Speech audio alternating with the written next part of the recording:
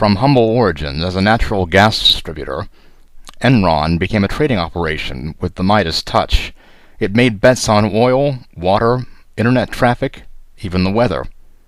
Wall Street's brightest worked there. Its stock tripled in 2 years. Virtually no one knew how it had made so much money. Nearly 11 years ago came the answer. It hadn't. Enron's bankruptcy on December 2, 2001, revealed a fraudulent illusion. Investors swore they would not be so profoundly deceived again. But it was only the beginning of a decade when so much in the economy was not as it seemed. Can't lose Wall Street guys turned out to be cheats. Home values did not go up forever. Promising signs of recovery after the Great Recession turned out to be nothing, and hard times endure. The theme was shredded faith, that and debt, the more the better. We have faith in the big score, financial historian Charles Geist says, trying to explain why Americans have, time and again, believed in what was too good to be true. In the simple story of the past decade, a journey from corporate scandals to a housing bubble, then to a collapse and a frustratingly slow recovery, the villain is Wall Street and the victim Main Street. The reality is more complicated. One reason people didn't know how Enron made money was that it was an amalgam of 3,000 private deals that came to light in its collapse, partnerships with names like Raptor, Condor, and Chewbacca. Behind those obscure names, Enron shunted billions of dollars of debt off its books. Investors were safe as long as they didn't ask too many questions. The company borrowed from Wall Street banks, mutual funds, and insurers, pledging its hot stock as collateral. The collapse wiped out $11 billion in stock value, nearly 10% in the 401k retirement accounts of Enron employees. A month later, an outspoken, hardly writing CEO, with an uncanny ability to pull profits out of a seemingly dull New Hampshire manufacturer, appeared on Businessweek's list of top corporate managers. His name was Dennis Kozlowski. By the end of 2002, he was indicted for stealing $150 million from shareholders, and his company, Tyco International, was bankrupt. Several other heroes of capitalism toppled after him. Bernard Ebbers drove WorldCom into bankruptcy after misleading investors in his high-flying company in an $11 billion accounting fraud scam. John Regas, who turned a $300 purchase into a cable TV empire, was convicted of fraud after prosecutors said he ran Adelphia Communications like a personal piggy bank, including using $26 million of company money to buy timberland next to his home to preserve his view. Martha Stewart, who built her cooking and decorating business on an image of homespun goodness, faced a grilling from regulators that suggested a life more tawdry than tidy. She had dumped shares of a drug company on what appeared to be an illegal tip from her Merrill Lynch broker. She was convicted of lying, though never accused of insider trading. The amount the one-time billionaire saved by selling early was $51,000. It was a time of lamenting stocks, trashed retirement accounts, lost jobs, and lost trust. One headline from 2002 read, "Scandals Shred Investors' Faith." Regulators cracked down, offering hope. Congress created a board to police the accounting industry. It also passed the Sarbanes-Oxley Act, requiring executives to sign off on financial statements so they could be criminally liable for posting phony numbers. Investors were thought more vigilant too, but they got sloppy again, and almost immediately. Around the time of Enron's collapse, press reports detailed how Italy, years earlier, had struck complicated currency swap deals with banks so it could borrow money without having to recognize the debt on its books. Later, Greece was shown to have camouflaged its debt in a similar way. In 2002, no one seemed to care. By the end of the year, Italy was paying about 4% a year in interest on its national bonds, roughly what the U.S. was offering, and a sign that few investors were worried. In 2003, as jurors heard how Kozlowski got Tyco to pitch in $1 million for his wife's birthday party, featuring an ice sculpture of Michelangelo's David that urinated vodka, the seeds of a new crisis were being planted. American consumers had run up debt to record levels by the end of 2003, and more of them than ever were filing for bankruptcy. Yet the stocks of companies extending mortgages to the riskiest borrowers, so-called subprimes, were rising fast. Subprime was a euphemism for people who had too little income, too much debt, a bad record of paying lenders back, or all three. As home prices rose, worry that they would not meet their mortgage payments was replaced with faith that, even if they couldn't, they could always sell the home for more than they borrowed and return the money. Lenders eventually grew so cocky that they seemed willing to give money to virtually anyone who wanted a home. They also offered mortgages on top of mortgages, so-called home equity loans, that allowed people to tap their magically rising values to raise cash for flat-screen TVs or Caribbean vacations, or to pay their credit card bills. If your home keeps appreciating, why not use the equity?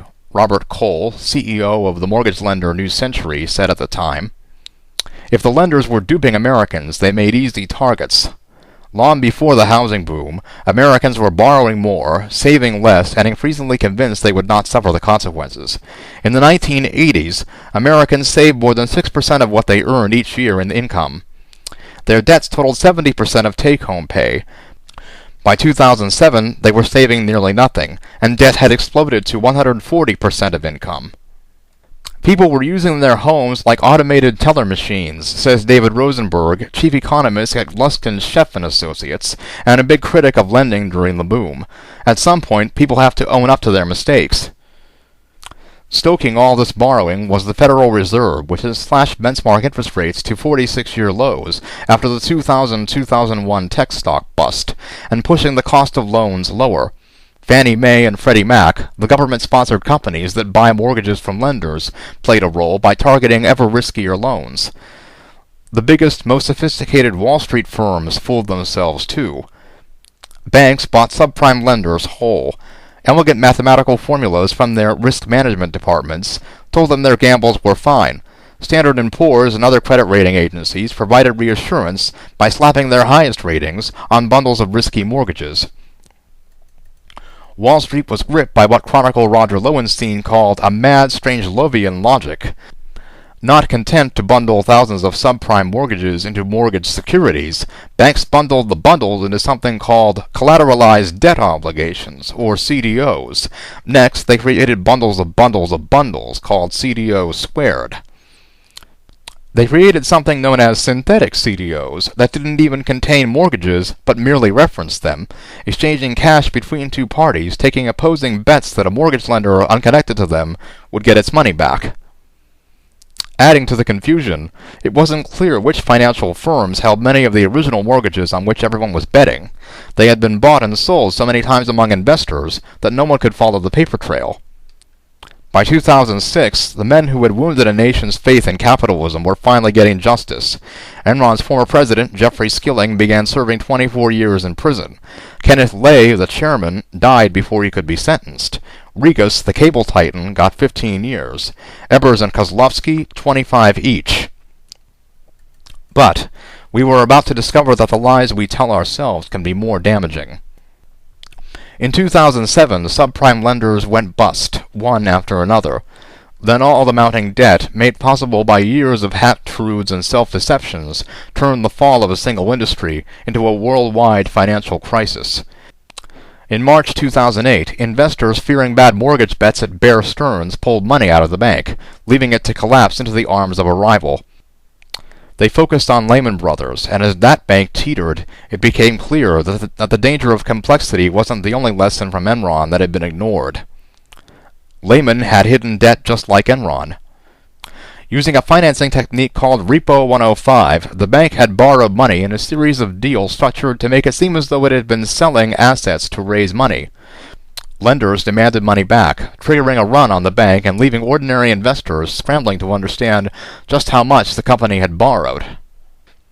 Lehman's bankruptcy in September 2008 froze credit worldwide and helped turn the U.S. recession into the worst since the Great Depression.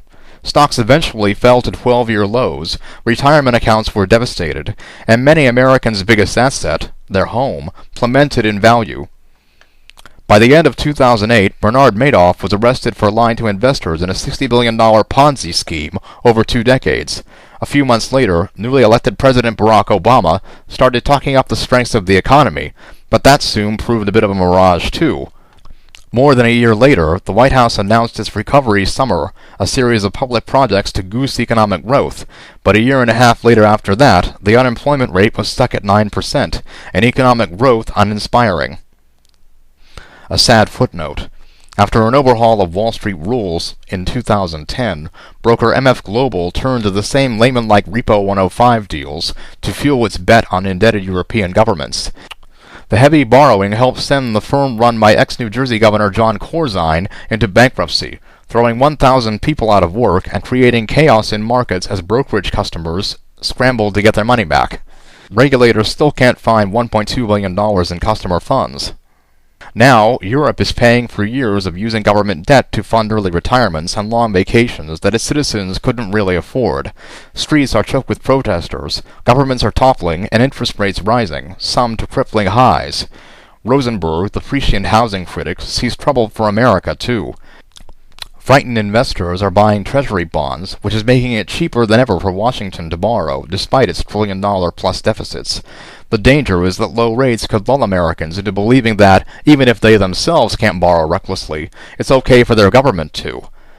A government debt bubble is already creating misery in Europe, Rosenberg says. If we don't watch out, we'll face this same problem. Stocks have barely moved in the decade of lost faith. The incomes of many middle-class Americans haven't kept up with inflation. Home prices are still falling. Pretending we were wealthier has made us poorer.